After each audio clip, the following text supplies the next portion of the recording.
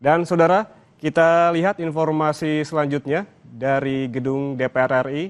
Ini terkait dengan DPR yang menggelar rapat paripurna Agustus, September, untuk Oktober, mengesahkan rancangan November, Kitab awal Undang-Undang November, Hukum Acara baru Pidana sampai atau 100 RKUHP di Kompleks Parlemen Senayan, hadir, Jakarta. ya, tidak, termasuk beberapa LSM, sekelompok LSM yang menamakan dirinya Koalisi Masyarakat Sipil dan lain sebagainya. Tapi intinya yang nggak menamakan menyebut dirinya secara Koalisi Masyarakat Sipil ya juga masyarakat sipil. Ya. Lalu berdasarkan masukan-masukan tersebut, tim sekretariat membuat klasterisasi untuk disajikan dalam rapat panja yang kembali dibuka setelah Timus Timsin. Nah, rapat klasterisasi itu dibuatlah tabel, ya, disebutkan misalnya usulan soal penghapusan larangan peliputan. Usulannya dari mana? Dari Aliansi Jurnalis Independen. Responnya seperti apa? Lalu usulan soal hak-hak disabilitas, ya, orang-orang disabilitas, mulai dari prasarananya, lalu bahwa kesaksian disabilitas, ya, yang memiliki karakteristik khusus, ya. Itu masukan dari beberapa LSM, ya, termasuk dari Mbak Yeni Rosada Mayanti. Kita bikin tabelnya di kiri, pengusulnya di kiri, di tabel kiri, di kolom yang paling kiri, lalu substansinya apa, lalu rumusannya. Memang pada akhirnya tidak semua redaksi, ya, yang diusulkan itu diakomodir 100%, ya, 100%. Terakhir misalnya usulan dari Maidina, nama lengkapnya ini, ada teman dari ICJR, ya, Maidina Rahmawati. Saya mengenal beliau, ya, aktif di ICJR. Sampai akhir-akhir pengesahan, beliau meminta memberikan aspirasi soal perluasan objek pra peradilan, termasuk diantaranya soal penelantaran laporan atau undue delay, lalu soal penangguhan penahanan, ya. Dari beberapa poin, dua itu kita akomodir, kita masukkan di pasal-pasal terkait objek pra peradilan.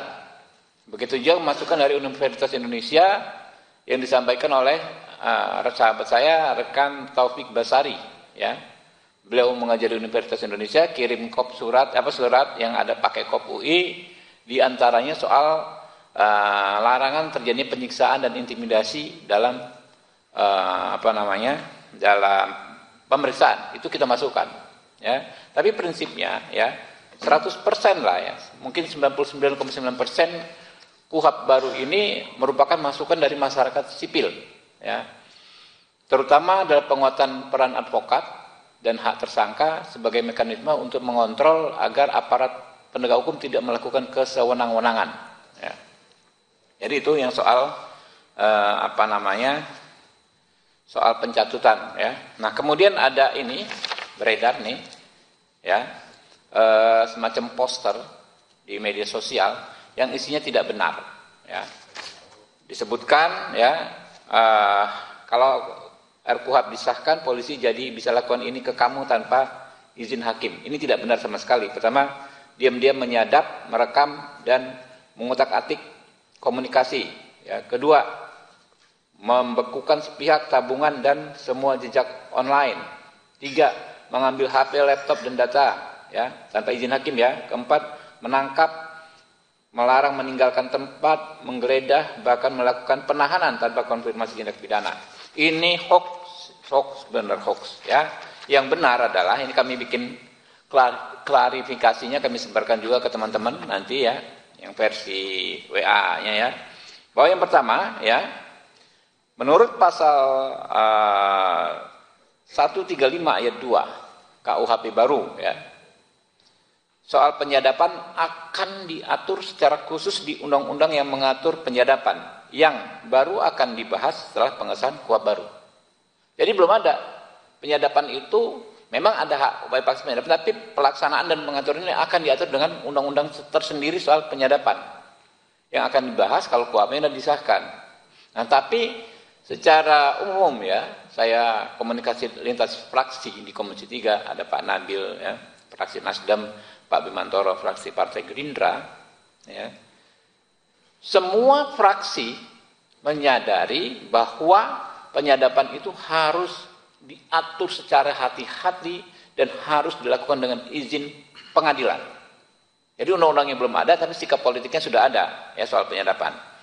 Lalu menurut pasal 139 ayat 2 KUHP, semua bentuk pemblokiran, ya kan, kayak tadi ini kan pemblokiran rekening, ya, pemblokiran data online, medsos dan lain sebagainya, ya, dilakukan ya dengan mendapatkan izin hakim 139 ayat 2. Lalu menurut pasal 44 KUHP baru, semua bentuk penyitaan, nah ini yang soal handphone, laptop, disita itu ya, tanpa izin hakim. Menurut pasal 44 KUHP baru, semua bentuk penyitaan harus dilakukan dengan izin Ketua Pengadilan Negeri. Nah, soal penangkapan, tadi katanya bisa ditangkap tanpa konfirmasi tindak pidana. Ini mengacu kepada bahwa penyelidik atas perintah penyidik bisa melakukan penangkapan. Sebetulnya pengaturannya begini, ya. Pertama, penangkapan itu harus dilakukan setelah adanya penetapan tersangka. Penetapan tersangka itu tentu mensyaratkan dua alat bukti, ya.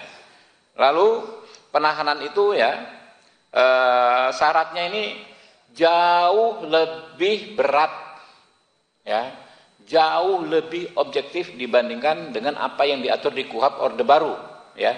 Di KUHP baru penahanan bisa dilakukan pertama apabila tersangka mengabaikan panggilan 2 kali berturut-turut. Ini kan sangat objektif. Panggil sekali nggak datang, 2 kali nggak datang. Jelas faktanya. Yang kedua,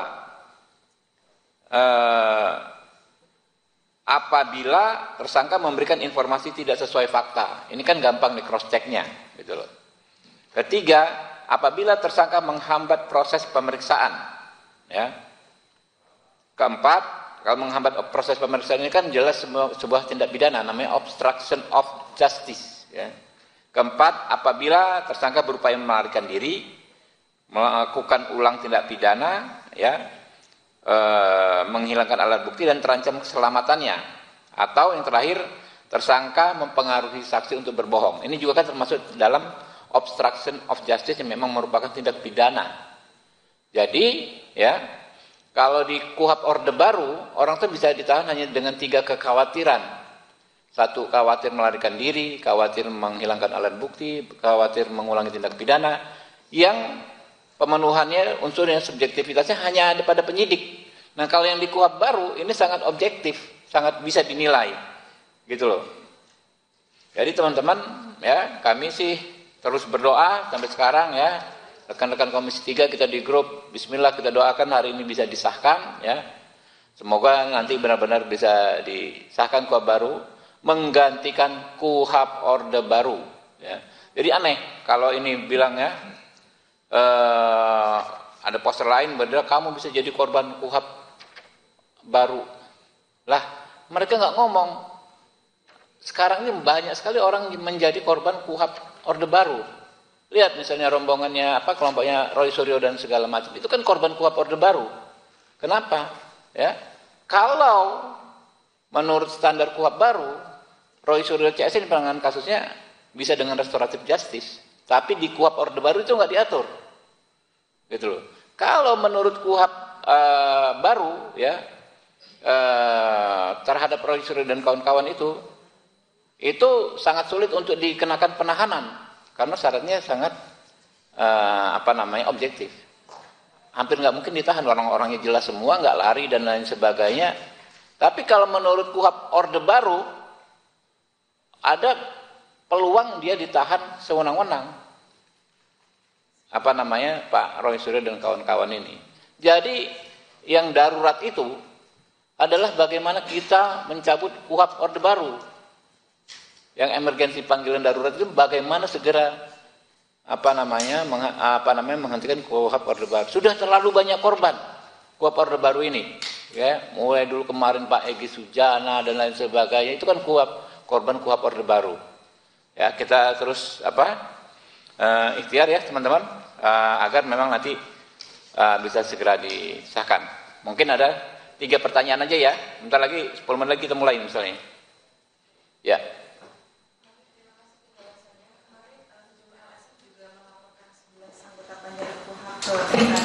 Dengan dugaan pelanggaran etik karena memanipulasi partisipasi berhubungan. Apakah MKD akan menindaklanjuti laporan itu? Anda nggak datang pertama ya? Baru datang atau enggak? Saya ngomong sejak awal tadi. Ya, yang tidak ada pencatutan udah saya sampaikan. Itu aja jawabannya. Oh enggak, kalau saya ya itu laporan yang mengada-ngada. Ya.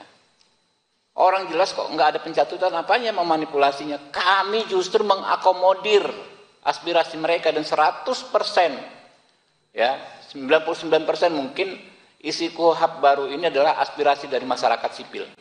Ya. Oke? 2 lagi, kalau enggak ada oke ya. Nanti cukup ya. Terima kasih. Bila itu taufiq wal hidayah. Wassalamualaikum warahmatullahi wabarakatuh.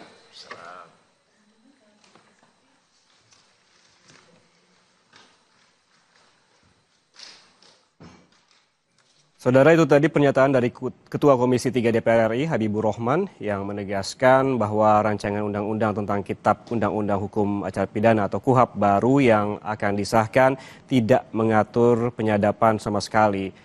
Ini keterangan dari Habibur Rahman sekaligus menjawab adanya poster beberapa waktu lalu yang menjelaskan terkait dengan KUHP.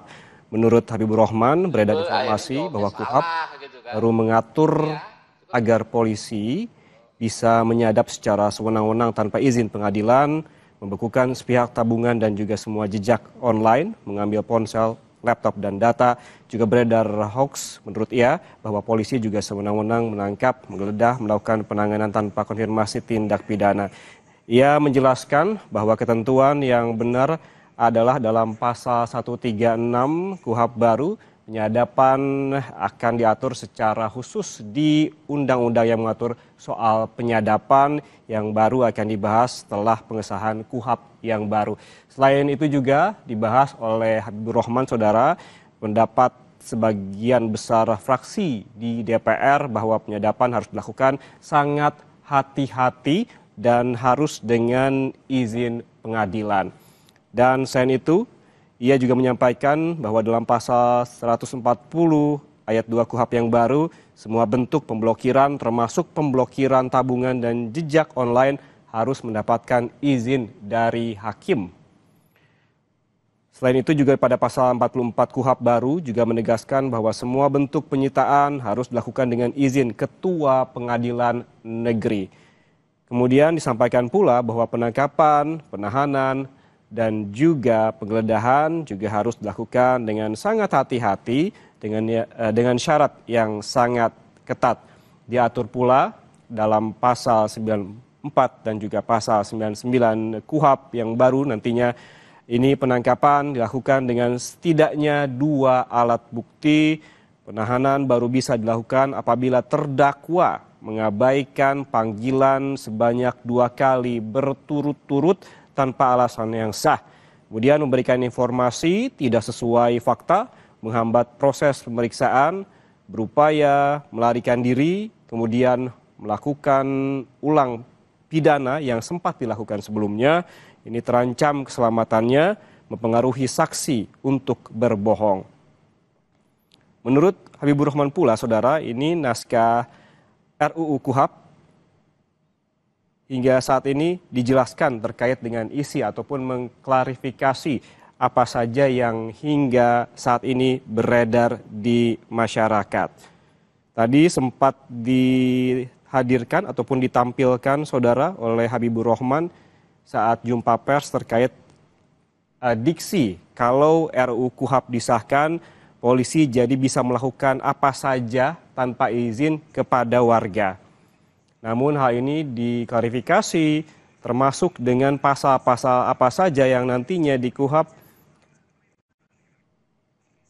bisa mengatur agar semuanya bisa lebih baik. Termasuk tadi ada pasal terkait dengan 140 dan juga pasal 44 KUHP yang mengatakan tadi terkait juga dengan penyadapan dan juga penangkapan. Paling tidak tadi yang disebutkan oleh Habibur Rahman bahwa apa yang ada ataupun beredar di masyarakat saat ini berupa poster-poster terkait dengan jika RUU KUHP ini disahkan, ini adalah hoax dan klarifikasi perlu dilakukan. Saudara, demikian Breaking News Kompas TV. Terima kasih atas kebersamaan Anda. Saya Yan Rahman, sampai jumpa.